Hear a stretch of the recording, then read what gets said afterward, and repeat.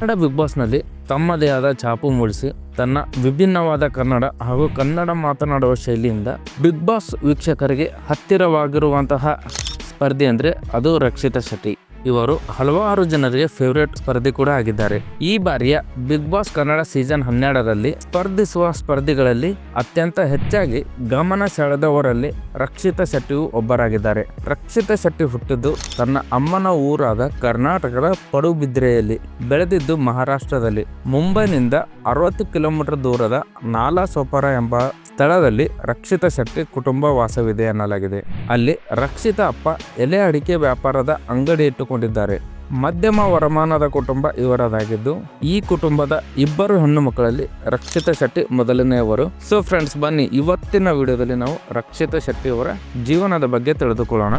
ನನ್ನ ಚಾನಲ್ಗೆ ಮೊದಲ ಬಾರಿಗೆ ಬಂದಿದ್ರೆ ಚಾನಲ್ನ ಸಬ್ಸ್ಕ್ರೈಬ್ ಮಾಡಿ, ವಿಡಿಯೋಸನ್ನು ಲೈಕ್ ಮಾಡಿ, ಶೇರ್ ಮಾಡಿ. Without wasting any time, let's start the video. Rakshita Shetty ಅವರು ಶಾಲಾ ದಿನಗಳಿಂದಲೂ ಓದು ಅಂದರೆ ಅಷ್ಟಕ್ಕಷ್ಟೇ. ರಕ್ಷಿತಾ ಶೆಟ್ಟಿಗೆ ಸ್ಪೋರ್ಟ್ಸ್, ಡ್ಯಾನ್ಸ್ ಅಂದರೆ ಅಪಾರ ಪ್ರೀತಿ. ಆದರೆ ಅವರ ಪೋಷಕರು ಜನಸಾಮಾನ್ಯರಂತೆ ಓದಿನ ಬಗ್ಗೆ ಹೆಚ್ಚಾಗಿ ಕಾಳಜಿ ವಹಿಸುವವರಾಗಿದ್ದರು. ಮನೆಯಲ್ಲಿ ಗೊತ್ತಿಲ್ಲದೆ ತಮ್ಮ ಕ್ರೀಡಾ ಚಟುವಟಿಕೆಯನ್ನು ಮುಂದುವರಿಸಲು ತಮ್ಮ ಸ್ನೇಹಿತೆಯ ಪೋಷಕರನ್ನು ತನ್ನ ಪೋಷಕರೆಂದು ಹೇಳಿಕೊಂಡು ಭಾಗವಹಿಸುತ್ತಿದ್ದರು. ಸಾಕಷ್ಟು ಆಟಗಳಲ್ಲಿ ರಕ್ಷಿತಾ ಶೆಟ್ಟಿ ಬಹುಮಾನ ಗೆದ್ದಿದ್ದು, ಈಗ ರಕ್ಷಿತಾ ಬಳಿ 100 ಮೆಡಲ್ಗಳಿವೆ. ಹೀಗಾಗಿ ರಕ್ಷಿತಾ ಓದಿನಲ್ಲಿ ಹಿಂದೆ ಇರುವುದನ್ನು ಸಹಿಸದೆ ಡ್ಯಾನ್ಸ್ ಕ್ಲಾಸ್ ಬೇಡ ಎಂದು ಅವರ ಪೇರೆಂಟ್ಸ್ ಅದನ್ನು ಬಿಡಿಸಿರುತ್ತಾರೆ. ಆದರೆ ತಮ್ಮ ಪೋಷಕರಿಗೆ ಗೊತ್ತಿಲ್ಲದಂತೆ ರಕ್ಷಿತಾ ತಮ್ಮ ಕ್ರೀಡಾ ಚಟುವಟಿಕೆಗಳನ್ನು ಸ್ಕೂಲು ಕಾಲೇಜಿನಲ್ಲಿ ಮುಂದುವರಿಸಿದರು. ನಂತರ BComಗೆ ಸೇರಿಕೊಳ್ಳುತ್ತಾರೆ ರಕ್ಷಿತಾ ಅವರು. ಆ ಸಮಯದಲ್ಲಿ ಅವರಿಗೆ BCom ಬೇಡ ಅನಿಸಿತು. ಆದ್ದರಿಂದ ಅವರು ಜರ್ನಲಿಸಂ ಕೋರ್ಸ್ ತೆಗೆದುಕೊಳ್ಳುತ್ತಾರೆ. ಅಲ್ಲಿಂದ ಅವರು ಇಲ್ಲಿಯವರೆಗೆ ಬಿಗ್ ಬಾಸ್ಗೆ ಬಂದಿದ್ದಾರೆ.